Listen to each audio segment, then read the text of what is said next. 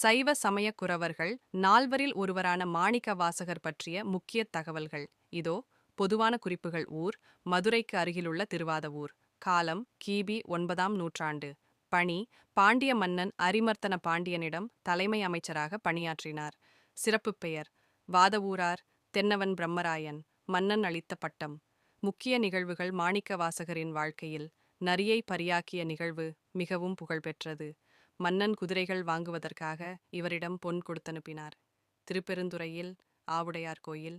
இறைவனே குருவாக வந்து மாணிக்க வாசகரை ஆட்கொண்டார். மன்னன் கொடுத்த பணத்தை கோயில் கட்ட செலவிட்டார்.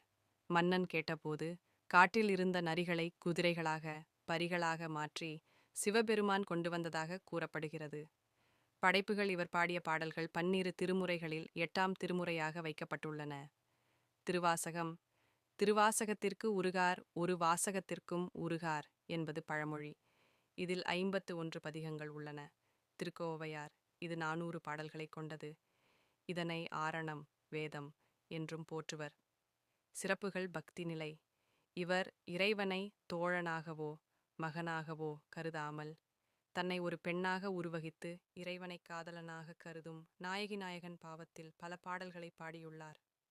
சிதம்பரம். தனது இறுதிக் காலத்தில் சிதம்பரத்தில் வாழ்ந்தார்.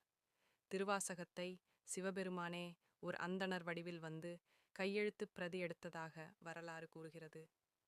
தத்துவம்: அன்பே சிவம் என்பதையும் கள்ளமில்லாத பக்தியையும் இவரது பாடல்கள் வலியுறுத்துகின்றன.